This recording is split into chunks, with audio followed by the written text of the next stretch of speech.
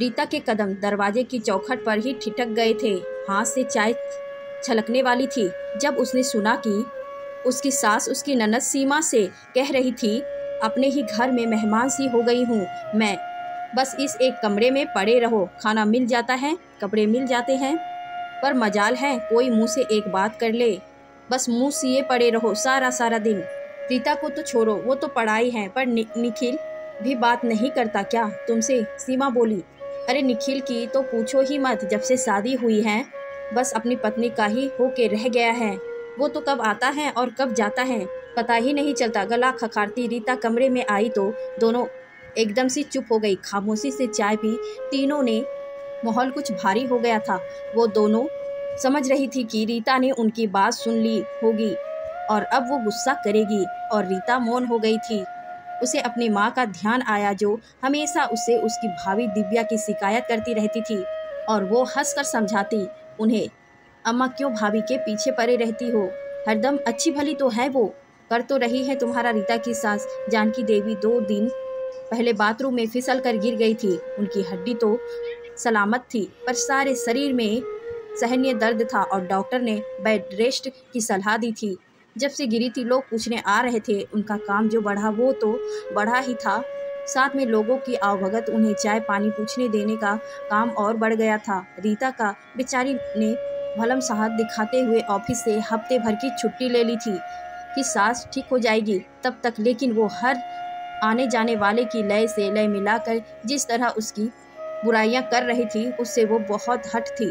अभी परसों ही पड़ोस वाली भाभी जी से उसकी सास कह रही थी, अजी नाश्ता मिल जाता है इतना ही बहुत है, अब ठंडा गरम कौन देखता है। उसकी पड़ोस कान भर गई थी उसकी सास के, मेरी बहू तो मुझे बिल्कुल वक्त से गरम चाय नाश्ता खाना देती है, आपने बहुत ढील छोड़ रखी है, लगता है जरा कस के लगाम रखिए। सास ने उसकी हामी भरी थी और रीता के सीने में कुछ दरक गया था। वो चाहती थी कि उसकी सास उसके मान सम्मान को समझे, यही काम वो मेड से भी करवा सकती थी, लेकिन उसने खुद की उनकी सेवा करने का जुम्मा उठाया क्योंकि वो जानती थी उसके नौकरी करने की वजह से उसकी सास इग्नोर महसूस करती है। इस बहाने वो दोनों नज़दीक आएगी, पर यहाँ बात उल्टी ही हो रही थी। उसकी सास सही भी रहती पर आने जाने वाले जो भी मिलने आते कुछ न कुछ कान भर जाते और वो भड़क जाती। रीता को बहुत दुख हो रहा था अपनी सास की बातें सुनकर। उसकी इच्छा कि वो सास के करीब रहकर उनसे अभी तक बनी गलतफहमी दूर करेगी मिट्टी में मिल रही थी। शाम को वो सास के कमरे में दवाई देने गई तो कुछ चुप और उदास थी। क्या हुआ अम्मा, तबीयत ठीक नहीं आपकी? उसने शांत सुर में पूछा। वो फक फक के रोने लगी। रीता उनके पास गई। कहीं दर्द है तो दवा दूं? वो उनका हाथ पकड़कर बोली, मुझे माफ़ कर दे बहू। वो अभी भी रो रही थी, लेकिन किस बात की माफ़ी मांग रही थी? अब वो अचंका हो गई। तो मेरे लिए कितना कुछ कर रही है, ऑफिस से छुट्टी ली, सारा दिन मेरे लिए सूप चाय दूध दलिया बनाती है, दवाई देने का ध्यान रखती है, लोगों को अडेट करती है, और मैं लोगों की बातों में आकर तुझे भला बुरा कहती हूँ। मैं बहुत बुरी हूँ। अरे रे, आपको क्या हो गया है? खुद को कोसिए मत प्लीज़, आपको समझ आ गया ये बहुत बड़ी बात है। बस तुझे गुस्सा नहीं आता कभी? तुझे मन नहीं करता मुझे भला बुरा कहने का? सास ने आश्चर्य से पूछा। नहीं, वो मुस्कुराई। दरअसल मेरी इच्छा ये तो ज़रूर होती है कि आप मुझे समझे, मुझे मान दे, इसका कि मैं आपकी परवाह एक बेटी की तरह करती हूँ। तो मेरी बेटी से भी बढ़कर है रीता। वो तो कुछ समय को आई और चली गई, उससे तो मैं नाराज़ हूँ। उसने भी मुझे तेरे खिलाफ भड़काया, जबकि उसे ऐसा नहीं करना चाहिए था। उससे क्या मैं खुद से नाराज़ हूँ? मैंने उसे वो संस्कार नहीं दिए जो तुझे तेरी माँ ने दिए हैं। रीता मुस्कुराई और कोमलता से बोली, माँ आप खुद को कोसना बंद करें, इस उम्र में अक्सर ऐसा हो जाता है।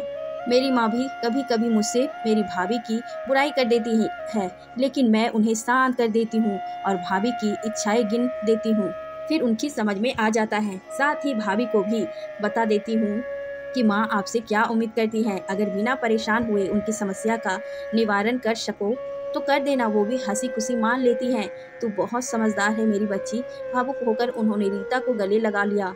अच्छा मौका देखकर रीता ने अपनी सास से कहा, एक बात कहूँ माँ, अगर आप वादा करें कि गुस्सा नहीं होंगी, बिल्कुल नहीं होंगी, जो कहना है निर्भीकता से कह। वो रस घोलती बोली, आपको निखिल या मुझसे जो भी समस्या है सबसे पहले हमें बताया करे, किसी दूसरे को नहीं।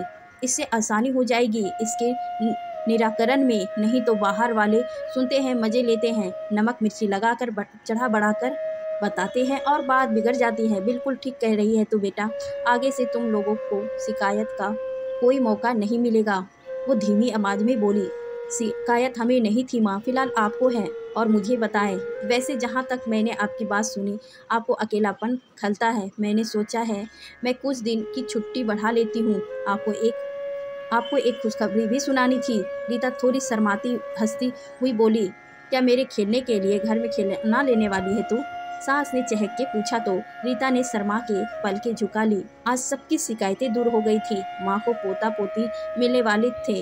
रीता को उसकी सासू माँ का प्यार दुलार और मान सम्मान अब किसी भी आने जाने वाले की मजाल नहीं थी जो उसकी सास के कान भर सके।